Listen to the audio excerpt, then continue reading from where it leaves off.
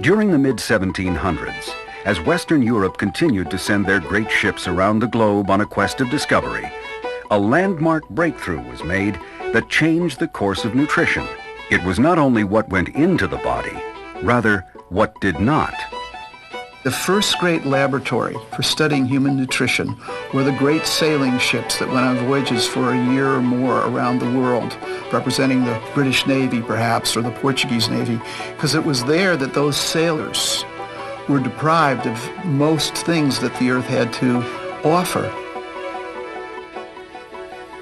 At sea for months at a time, sailors would quickly consume their ration of fruits and vegetables. They had precious little in the way of variety to eat. They ate hardtack, which is kind of like biscuits made out of refined flour. They started out with some whole foods as supplements to that, but by the time they'd been out for a few months, they ran out of all that stuff. What often resulted was widespread disease. One of the most common afflictions was scurvy, a painful disease that claimed thousands of lives.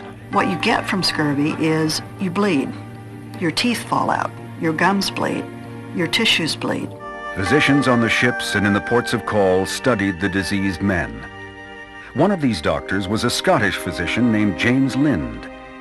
Dr. Lind saw a link between the lack of fresh food and scurvy. He instructed the sailors to eat certain fruits.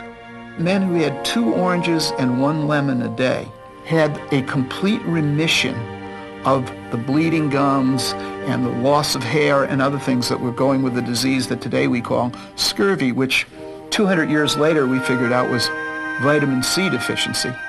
Limes were also used to treat scurvy. Because of Dr. Lind's work, British Parliament ordered its sailors to drink lime juice daily, and ever since the British have been referred to as limeys. Soon, scientists began to look at other elements in the food chain. In 1840, German physician Dr. Justus Liebig theorized that plants were pulling nutrients from the air and the soil. Justus Liebig was probably the real first pioneer in understanding that there were things that we couldn't see, there were things that we hadn't yet described that had to be in the soil, that the plants must be drawing up out of the soil, that the animals must be eating, and either humans, either through directly eating the plants or eating animals, were bringing essentially invisible, unknowing things into our body. Dutch physician and future Nobel Prize winner Christian Eijkman took the early nutritional discoveries to the next level. Working on the island of Java in 1893, Eijkman studied the nerve-related disease beriberi, which plagued the islanders. Eijkman examined the islanders' diet, which consisted mainly of brown rice. What he discovered was when the islanders processed the rice from its natural state, they became ill. There came a time during civilization and processing of foods when they learned to polish off the brown outer coating of the rice, and white rice became very popular. Unfortunately, it turned out that the white rice, with the polishing, had actually removed many of the B vitamins which occurred in the outer coating. Eijkman believed white rice contained poison and that brown rice had the antidote. As with so many previous nutritional questions, Eijkman had stumbled on the answer. And it was Eijkman's brilliance to see that if you restored brown rice to their diet, the symptoms went away. It was a disease of absence. We were missing something. Brown rice had something that white rice didn't.